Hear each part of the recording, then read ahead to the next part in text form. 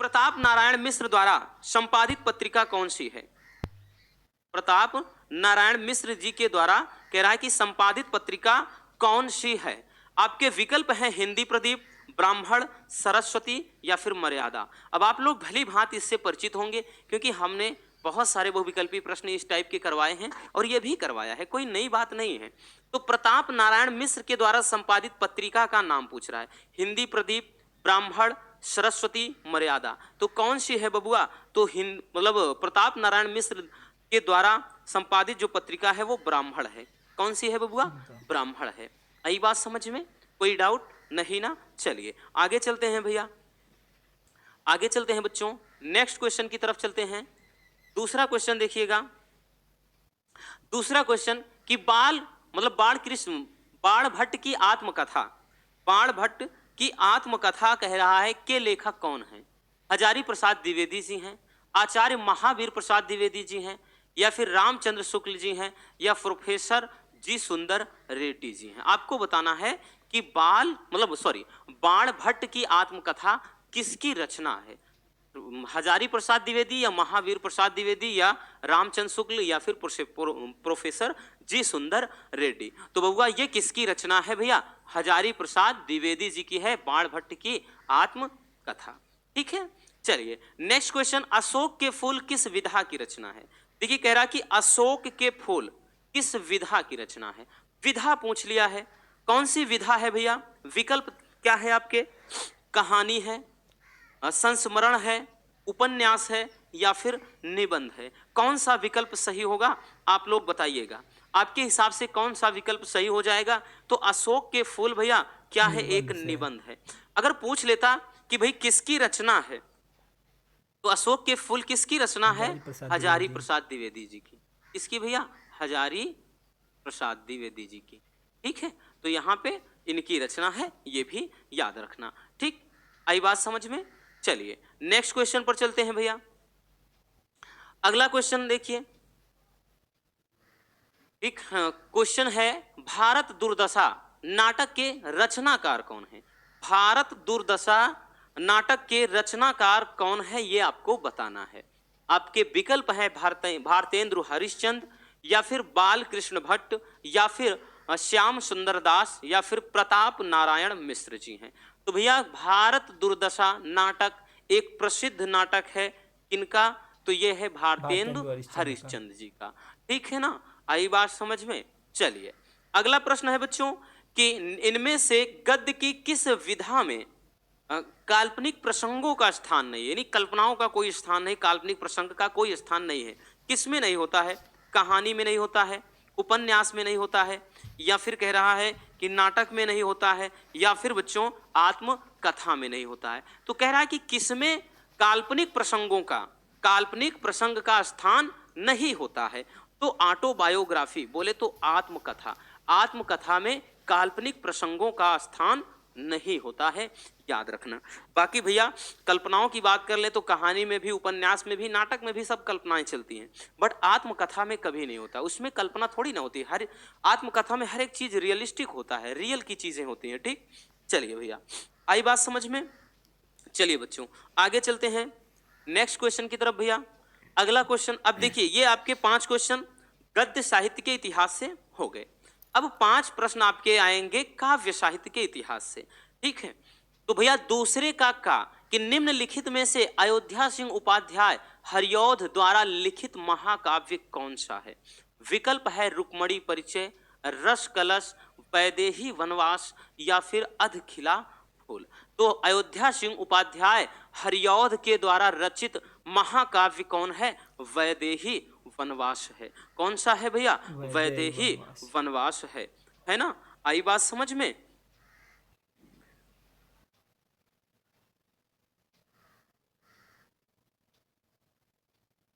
हो गया?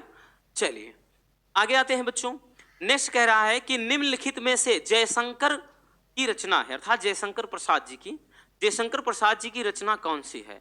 आंसू, दीपशिखा, गोदान, क्या भूलूं क्या याद करूं। देखिए बात कर ले भैया, दीपशिखा तो महादेवी वर्मा की है, गोदान तो ये क्या है?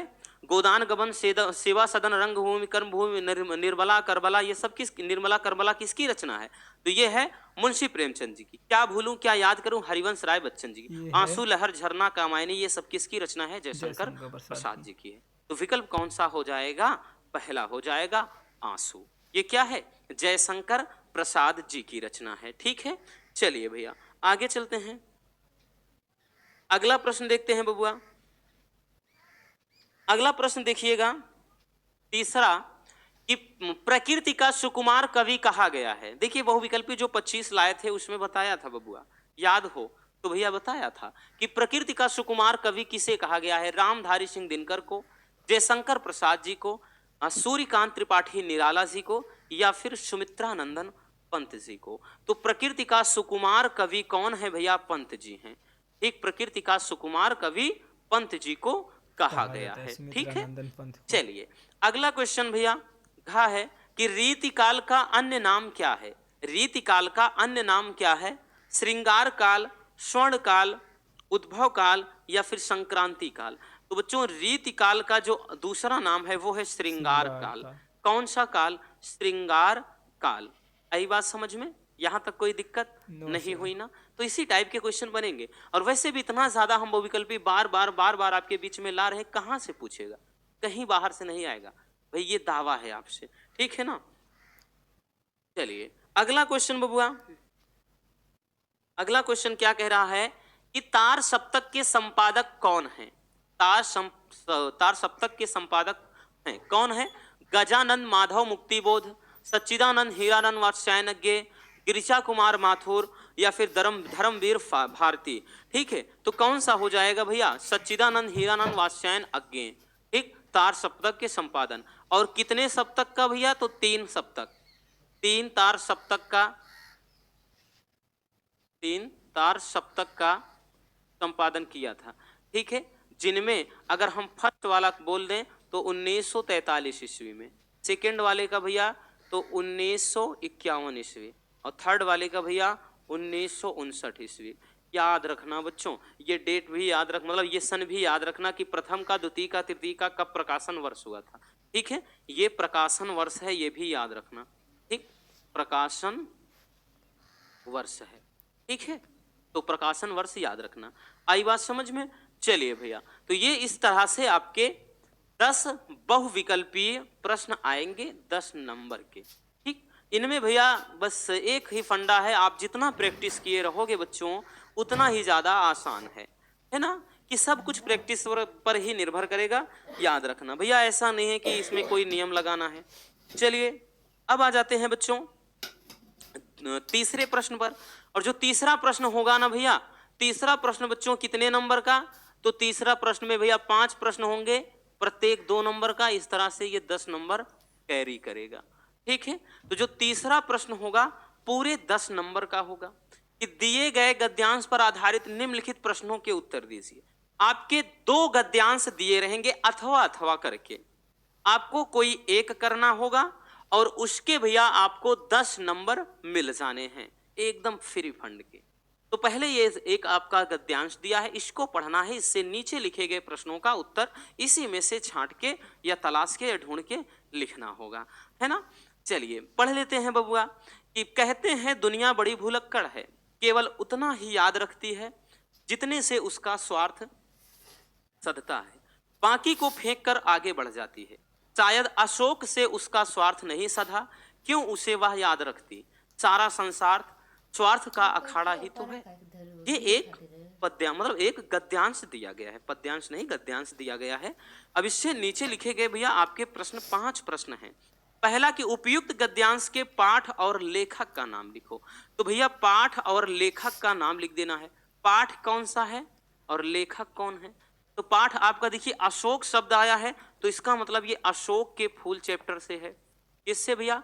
अशोक के फूल चैप्टर से है ना? अशोक के फूल। लेखक कौन है? हजारी प्रसाद द्विवेदी जी हैं। कौन है भैया? हजारी प्रसाद द्विवेदी जी, हजारी प्रसाद द्विवेदी जी हैं। ठीक है, ये पहला हो गया तो 2 नंबर मिल गए, क्योंकि सारे क्वेश्चन 2-2 नंबर वाले के। रेखांकित अंश की व्याख्या करना, तो ये जो रेखा खींची गई है इसकी व्याख्या करना, अपने शब्दों में लिखना है। कहते हैं दुनिया बड़ी भुलक्कड़ है, केवल उतना ही याद रखती है जितने से उसका स्वार्थ सत्ता। तो लिखेंगे कि निम्नलिखित गद्यांश में या निम्नलिखित यहाँ बोलेंगे कि कहाँ गया भैया, अंश में लेखक कहता है कि दुनिया क्या है, बड़ी ही भुलक्कड़ प्रकृति की है। ठीक, यानी दुनिया क्या है, केवल उतना ही याद रखती है। यह लिखेंगे कि लेखक कहता है कि दुनिया क्या है, बड़ी भुलक्कड़ है, केवल वो उतना ही याद रखती है जितने से उसका मतलब निकल जाए। ठीक है भाई, जाहिर सी बात है ना कि आप किसी के लिए कुछ भी कर दो, एक मोटी मोटी हिसाब से समझना, किसी के लिए आप कुछ भी कर दो लेकिन आपको वो भूल जाएगा 4 दिन में। ठीक, किसी की एक बात ना मान के देखो, आपको जिंदगी भर याद रखेगा। याद रखना, दुनिया ऐसी है भैया, दुनिया सच में कहा गया है कि भैया दुनिया गोल नहीं, दुनिया मतलबी है। भाई किसी की एक बात ना मान के देखो, वो हमेशा याद रखेगा कि यार इस बंदे ने मुझे मना किया था। लेकिन किसी की आप हर बात मान रहे हो तो आपको कभी नहीं याद रखेगा, भूल जाएगा। तो ये ऐसी ही है, वही चीज कह रहा है कि दुनिया क्या है, बड़ी ही भुलक्कड़ है। दुनिया मतलब दुनिया, यहाँ पे आप लिखेंगे कि लेखक कहता है कि हम किसी के लिए कुछ कर भी देते हैं तो वो याद नहीं रखेगा, अर्थात दुनिया क्या है, बड़ी ही भुलक्कड़ है, वो उतना ही याद रखेगी जितने से उसका मतलब चलता है, बाकी चीजों को वो पीछे छोड़ करके दुनिया आगे निकल लेती है। तो भैया ये हो गया आपका रेखांकित अंश की व्याख्या। ठीक है, तीसरा है कि अशोक को विस्मृत करने का आधार किसे माना गया है। तो भैया अशोक को कह रहा है कि याद करने का, विस्मृत करने का आधार किसे माना गया है। तो देखिए कहाँ गया है भैया, उतना ही याद रखती है जितने से उसका स्वार्थ सधता है। तो विस्मृत करने का आधार क्या है, स्वार्थ है। स्वार्थ है, क्या है बबुआ, हाँ स्वार्थ ही तो है, एक आधार क्या है, स्वार्थ है। आगे देखते हैं क्या कह रहा है कि लेखक ने दुनिया का किस तरह का व्यवहार बताया है। तो भैया ये बोल दिया है ना बबुआ कि भैया दुनिया का व्यवहार कैसा बताया, केवल उतना याद रखती है जितने से उसका स्वार्थ सधता है। तो यहाँ पे व्यवहार कैसा है, तो व्यवहार ऐसा है कि दुनिया, यहाँ पे लिखेंगे केवल, लिख देंगे आगे कि दुनिया केवल उतना याद रखती है, याद रखती है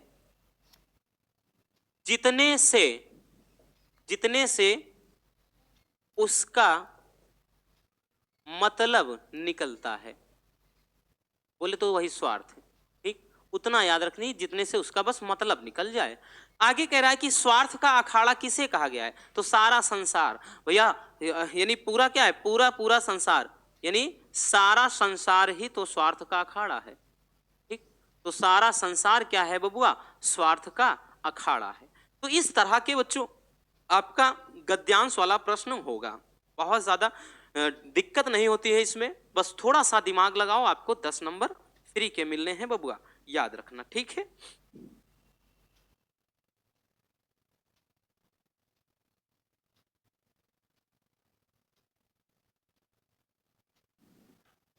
हो गया ना। चलिए आगे चलते हैं भैया।